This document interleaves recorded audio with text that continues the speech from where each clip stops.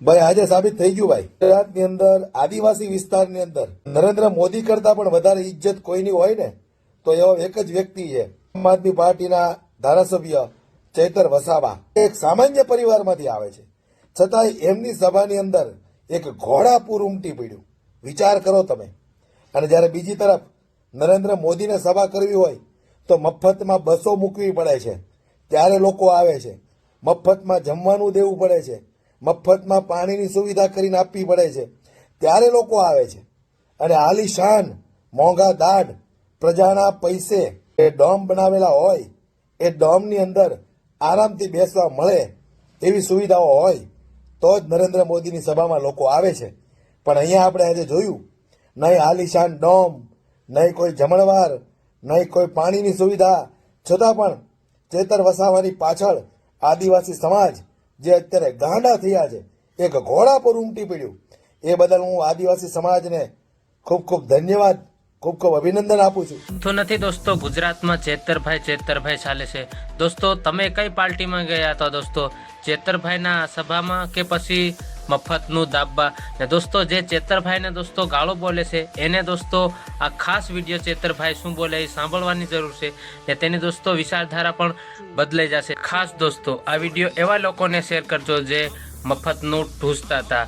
કોની સભા વધારે ભેગી થઈ ને કોના પબ્લિક વધારે ભેગી અને એમના વિચારોને ઉજાગર કરવા માટે, એમના વિચારોમાંથી આવનારી પેઢી પ્રેરણા લે માટે અમે ત્યાં પ્રતિમા સ્થાપિત કરતા હતા.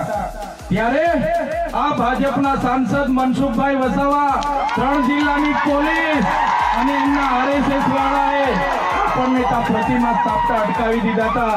અને પ્રતિમા સ્થાપતા આપણા ઘણા લોકોને ડિટેન કર્યા હતા. 3 જિલ્લાની પોલીસ અમને પકડવા માટે આવી હતી, છતાં આપણે એમનાથી ડર્યા નથી અને બિરસા મુંડાની પ્રતિમા ડેડિયાપાડામાં સ્થાપિત કરી. ત્યારે આજે દેશના વડાપ્રધાનને આજે ડેડિયાપાડા આવવું પડે એ આપણા બધાની તાકાત છે. ત્યારે વડાપ્રધાન ડેડિયાપાડા આવે છે ત્યારે લોકોને ભેગા કરવા માટે 500 કરોડ આદિવાસી બજેટમાંથી જોગવાઈ કરવામાં આવી છે. હજારો બસોની વ્યવસ્થા કરવામાં આવી છે અને બધા કર્મચારીઓને એમાં લગાડી દેવામાં આવ્યા છે.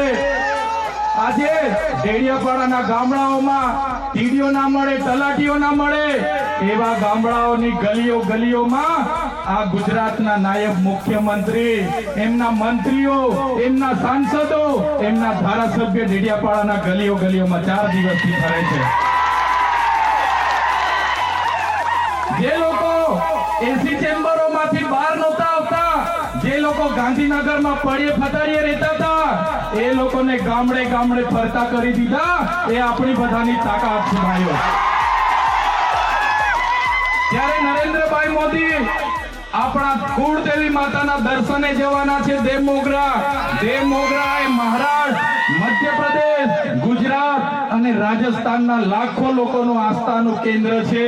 અને દેવમોગરા જઈને રાજનીતિ જ્યારે કરવા માંગે છે ત્યારે નરેન્દ્રભાઈ મોદીને હું આ મંચ પરથી કહેવા માંગુ છું, તમને જો આદિવાસીઓ માટે હિત હોય તમે દેવમોગરા જજો, તમે હિજારી લઈને આવજો, તમે મવડાનો ચોખ્ખો દારૂ એક બોટલ લઈને આવજો,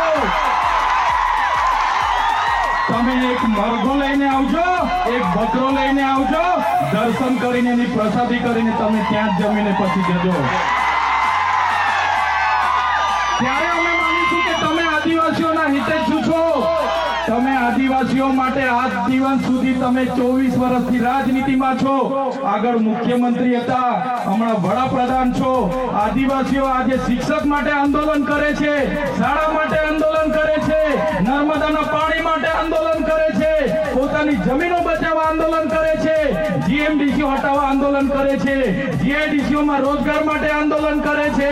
ત્યારે નરેન્દ્રભાઈ મોદીજીને કહેવા માંગુ છું, હવે અમે લડેંગે, જીતેંગે, જિંદાબાદ, મુર્દાબાદ આવેદન નિવેદન કરવા માંગતા નથી. હવે અમે લડવા માંગતા નથી. હવે ધરણા પ્રદર્શન બંધ, હવે આંદોલન બંધ.